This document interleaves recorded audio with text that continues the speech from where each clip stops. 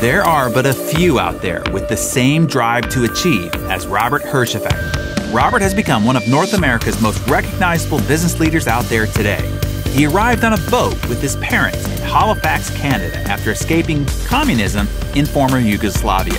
From delivering newspapers and waiting tables to launching a computer company from his basement, Robert's drive to achieve has led him to building a better life.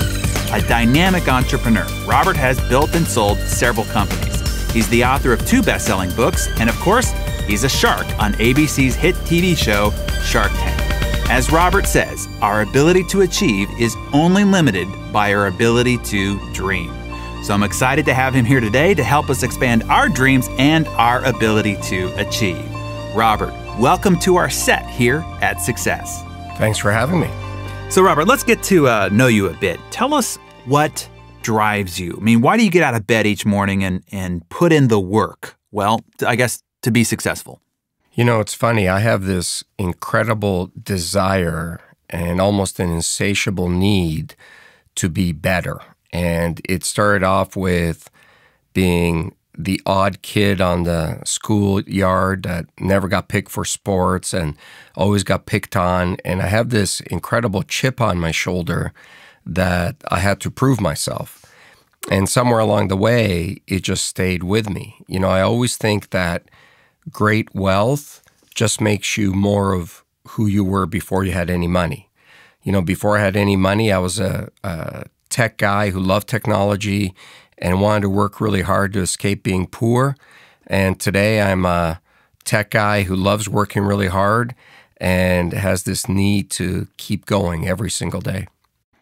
Yeah, the need to be better. You know, that theme is universal to all the extraordinary superachievers I get a chance to meet and spend time with here at Success. This insatiable desire to be better today than you were yesterday and prepare yourself today to be better tomorrow than you are today. So I love that. Now, I heard you say, Robert, that refusing mediocrity was the best decision that you ever made. Explain that for us and then how maybe we can make a similar decision ourselves. You know, when I was younger, my parents didn't speak any English. And like many immigrants, since I was a little kid, I was 8 years old when we came to North America. And so I had to read the contracts. You know, when my dad bought a house, I had to read the mortgage and go through the paperwork. And when I was around 18 or 17, I looked at being, at that point, we were, you know, lower middle class. And I said, how do I get from where I am to where I need to be? And so I started calculating how much money I would have to make in order just to buy a house. And then I added the taxes into it and all the other stuff. And I realized how difficult it was going to be to accumulate capital, because that's the hardest thing to do, is to accumulate capital. It's one thing to get paid a lot of money, but if you look at the tax system in North America, it's really hard to amass capital. And I just decided that I didn't want to be where I was. I didn't want to be middle class or lower middle class or mediocre. I just wanted to be great at something. Because I figured out that the people that I saw that were doing great things were fundamentally great at one thing. And I've always been pretty good at figuring out how the game is played. And I figured that the game of business is played by people who are great at a singular task. The analogy I always use is Peyton Manning gets paid $10 million a year. He doesn't get paid $10 million a year to tackle, to kick the ball, to play defense. He gets paid $10 million a year to do one task and do it really, really well. Yeah, and there he does. And, you know, our mission here at Success, Robert, is to empower entrepreneurs globally.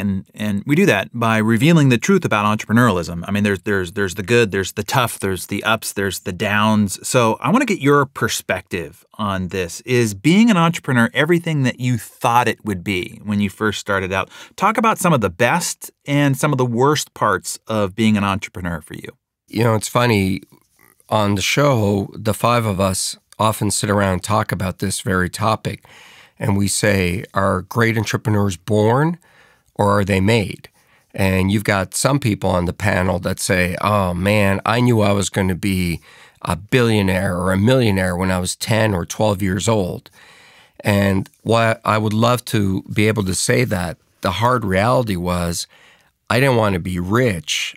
I just didn't want to be poor. And, I think we all come to it at a different time. Being an entrepreneur wasn't something I went out to do. It was something that was thrust upon me. And the reason it was thrust upon me is I had a house, I need to make a mortgage payment, and I couldn't get a job in time. So I sold this technology, people paid me, it worked out okay, then I sold another one, and you kind of built from there.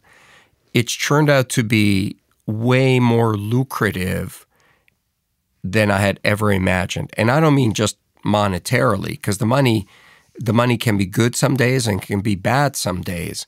It's just been so empowering on a personal level. What I love about it is, I have a company now. We employ about 250 people. I started it 10 years ago with a vision and 2 employees, and now we're 250 people. We'll do $150 million this year.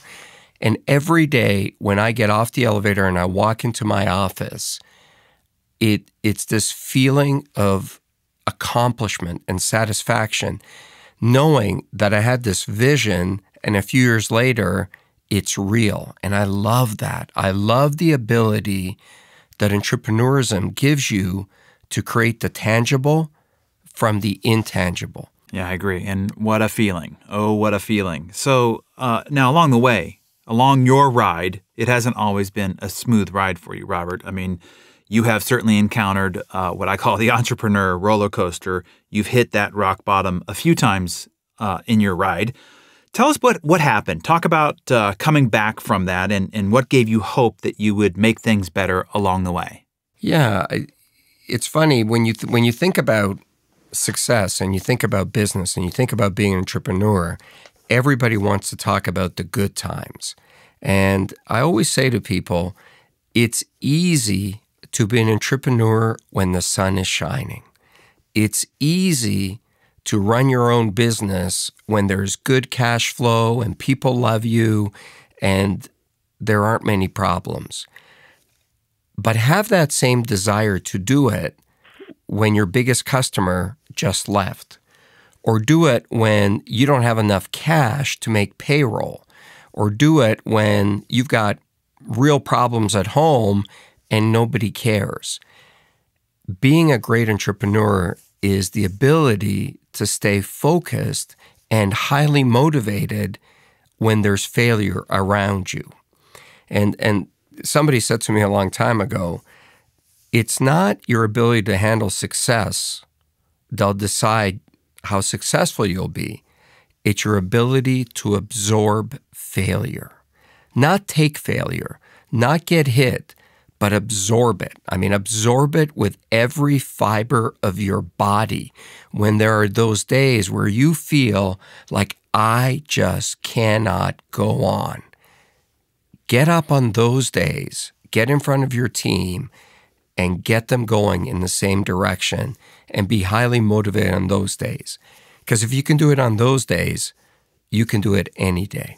Yeah, I agree with you. Now let's go back to talking about entrepreneurs being made. All the greats, it seems, have had a mentor at some period of their life, someone who inspired them and helped them to their greatness. Talk about the mentor in your life and who's influenced you the most. I've had a lot of mentors along the way. Being a successful entrepreneur is really lonely. I'm not saying that because I expect people to call me up and say, I'll be your friend and look for sympathy. But it's true. The more successful you are as an entrepreneur, the lonelier it is because there's just less people that you can hang out with. And the bigger you are, also the bigger the target on your back, and someone's always out to get you. It's funny when you're starting out and things aren't going well, misery really does find company. It's easy to find a lot of people to have a beer with and hang out with. But that level of focus to keep going is really difficult. And so one of the things I try to do is I look for people that have been where I want to go. And I'm pretty good at absorbing information. I love to learn. I was on Dancing with the Stars this year, and my partner said she's never had somebody who dived into it as much as I did. And it's true. I mean, when I was learning a dance, I wanted to learn where it came from, how it worked. I wanted to learn everything about it. And I love to learn. I've looked for many people along the way. From Warren Avis, the guy who started Avis Rent-A-Car, I used to work for him indirectly. He owned a holding company that I worked for, and he was a great guy. To people you've never heard of, to even some of the other sharks. I've learned a lot from Mark Cuban. I've learned a lot from Damon John. I've learned nothing from Barbara. I'm just kidding, Barbara. But I've learned from a lot of people. The biggest lessons, and my biggest mentor was always my dad, because that level of courage I had never seen in another human being. And when I was younger, I didn't really understand it. Once I got older, I understood the sacrifices that he had to make for me to be given the opportunity to be successful. I mean, he was 37 years old, left a communist country, crossed the border, hopped on a boat, and brought his wife and me, my mom and I, with one suitcase to a foreign country where he didn't speak the language, didn't know a single soul, and we had something like $20 in our pockets. Yeah, amazing. That's courage. Yeah. And that's hardship. And as I got older, what I really learned out of that is never complain, because number one, nobody cares. And two, all you deserve in life is an opportunity. You know, a quick funny story. My dad lost his job one time because he worked for this company. He was sweeping floors, and he got laid off. And so he comes home, and this was when we lived in Canada. So he comes home, and he's sitting there. I'm going, what happened? He says, oh, I got laid off, in his thick Yugoslavian accent. And I say, oh, don't worry about it. I'll fill out the unemployment forms for you. And he looks at me and says, no, I no file for unemployment. And I'm like, no, you can file for unemployment. You paid into it all these years. And he said, no, I never asked for nothing from this country. It gave me opportunity. And he didn't. And I'm not saying that's right or wrong. I'm just saying there's a real lesson in there that I took out of that is, man, when something gives you an opportunity, you got to take it, you don't complain, and you got to go for it. Yeah, beautiful story. Now, Robert, I read where you talked about how people shouldn't be in business for emotional gratification, that we need to leave emotion out of the equation. Now, obviously, that to some seems to contradict the overwhelming notion out there that emotion is essential for entrepreneurs. So explain why you feel this way when it comes to emotion and business. I'm a highly emotional guy. I'm a highly passionate guy. I love my business. I love everything about it. I'm highly emotional, as I said, about it. Where I'm not emotional is when it comes to winning or losing. You've got to be very careful about not taking your own bias or emotion into a negotiation or into a fight or into anything, because you've got to be very clear what the goal is. And in business, the goal typically is to make money. I mean, the goal is to build something. And I don't mean that from a evil, Kevin O'Leary, Mr. Wonderful kind of way where burn all the bridges at no cost. What I'm talking about is when you start an enterprise, you're building an asset. And every asset has a lifetime, and every asset has a price. When I went to sell my first business to AT&T, I didn't want to sell it. And so it was the night before we were supposed to close the deal. And so I changed my mind, and I called the CEO at the time, and I said, oh, I can't sell this business. And he looked at me, and he said, why not? And I said, oh, it's my baby. And he said, no, it's not. It's a business. I said, no, it's my baby. And he goes, no, it's not. Your baby is what you have at home. That's your family. Your business is not your family. Your business is an asset that you started, and if you think we're paying you the right price, then you should sell it. If you think you can keep going and maximize the return, then don't sell it. And he was so non-emotional about it, it really hit home for me. I've seen more people make mistakes because they get angry or they get highly emotional in front of a customer or in front of a supplier. Leave your emotion at the doorstep. Business is about business. What a great lesson. Now, Robert, you talked about the fact that you're a passionate guy. And speaking of passion, you have a very big passion outside of business, and that is racing. Share a little bit about how this is such a big part of your life now and how racing correlates to what you do in the business world as well. Well, if you knew me, everything in my life used to be a racing analogy. And then I got on Dancing with the Stars. Now everything in my life is a dancing analogy, where I used to talk about my 200-mile-an-hour Ferrari, I now talk about my cha-cha. And I know this is going to sound really crazy, but racing is very much like dancing. From having to perform at a certain time, I've been racing for many, many years, and I'm pretty good at it. I run in something called the Ferrari Challenge, and I came in second overall last season. I think I've won in 4 years, something like 23 races or something. So, I'm pretty good at it. I've had some pretty big hits.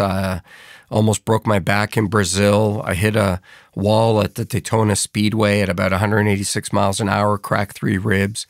So it's dangerous, but I think deep down I like that. I like the fact that it's dangerous and you have to stay in control. What I really like about racing, and what most people will find odd, is racing forces you to calm down. I'm a hyper guy to begin with, and that's one of my challenges is I tend to be too hyper. And racing really calms me down because when you're going 200 miles an hour, you don't have time to be hyper. You have to be in control of all your senses. If you move the wheel just a little too much, the back wheels are going to go out, you're going to spin, you're going to hit a wall. And I've learned in racing that hitting an inanimate object at that speed is usually not a good result. So you want to stay away from solid objects on the racetrack. But that's what I love about racing. It's that element of control over yourself and then something motorized.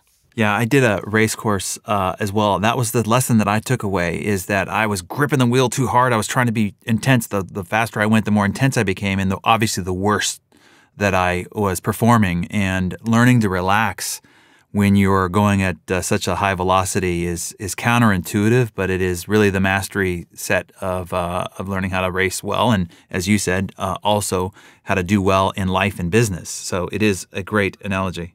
It's true, and it's interesting. The one thing we learned early on in racing, because people are different kinds of racers. I'm the racer who goes too fast, spins out, hits something, and then the next lap says, okay, there was the limit.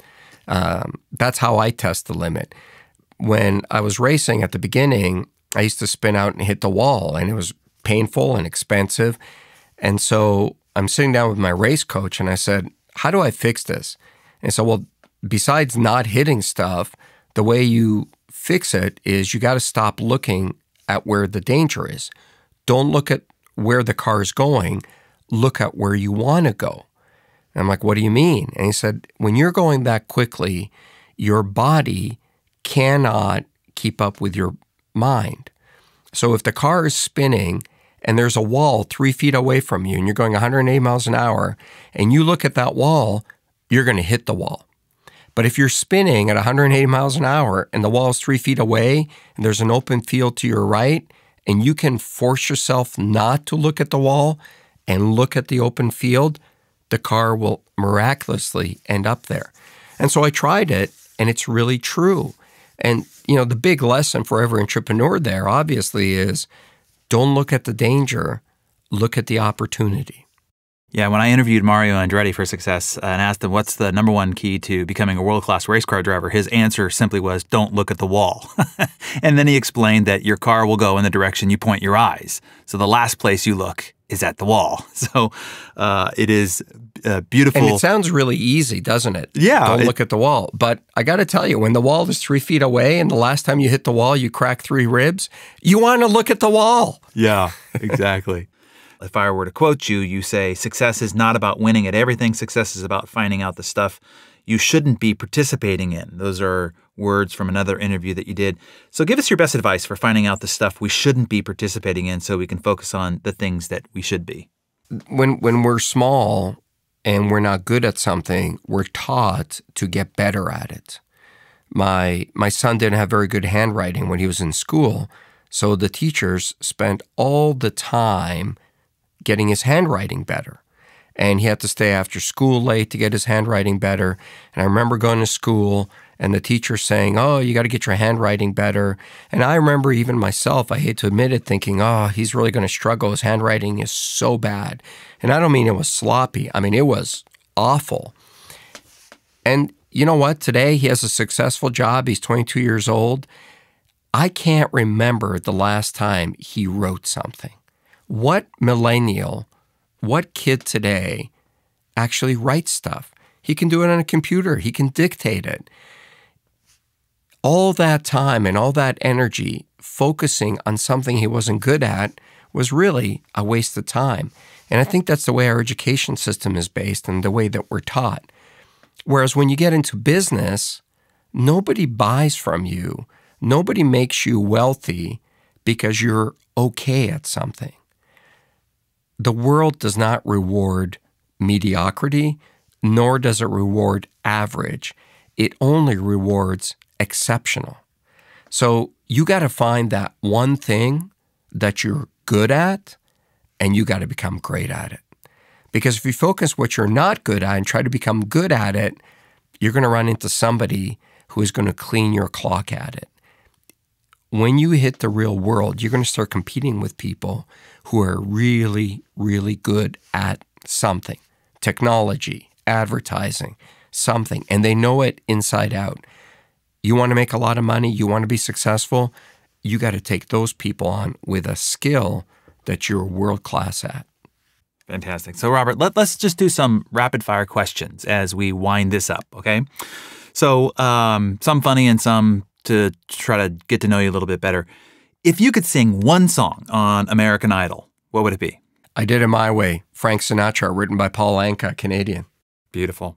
As you get to 80 years old and you look back at your life, what would you tell your children about life and business that would give them the greatest advantage in creating greatness in their own? Life is long. The sun always rises tomorrow. Never do something for today. Most influential person in your life right now that you're not related to, let's say? My dance partner, Kim Johnson. Your favorite word? Go. Or I actually use the Italian version of it, which is andiamo. Aha. And your least favorite word? Failure. I hate the word failure. I hate that label. I wake up in a cold sweat in the middle of the night sometimes when I feel like I'm going to fail or I'm a failure. You know, I run every day and I run pretty far, and sometimes just like everybody, I get jet lag and I get tired. And when I get to that point where I feel I cannot go on, this little inner voice inside me says, what are you, a failure? And then I don't care if my feet are going to fall off and blood is going to start dripping out of my veins. I will not stop. I hate that word. I do not want to be defined by that word. I love it. I love that. That was beautiful. Why do you think, and why would you suggest that people need to invest in their own personal development? Biggest investment you'll ever make is yourself.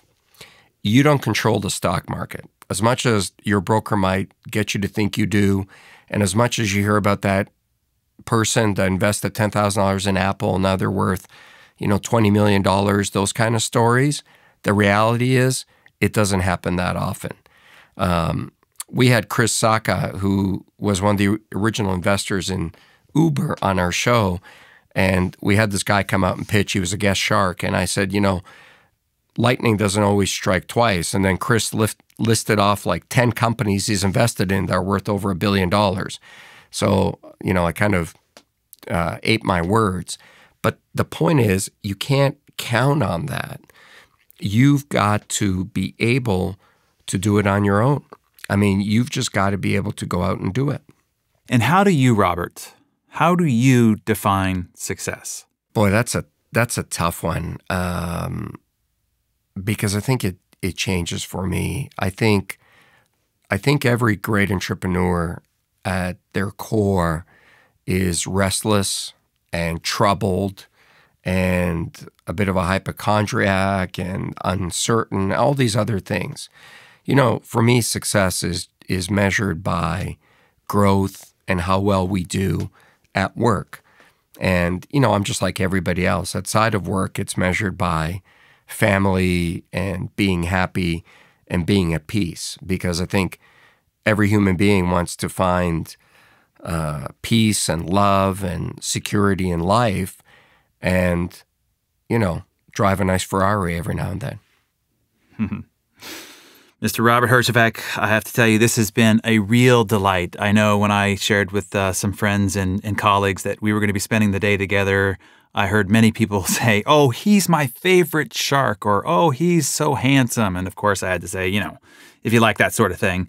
But I have to tell you, I mean, let's be honest, though. It's not a very high bar. Look at the other four sharks. Oh, Damon, I'm sure Cuban, I'm sure the rest of them, and Barbara most especially would argue for that. But I think that you have reinforced that status in many people's minds by our conversation here today, and they can't even see you. So it was a real delight, and I appreciate you very much coming here on the Set of Success and sharing your great entrepreneurial insights with us. Thanks so much for being with us today, Robert. Thank you for having me.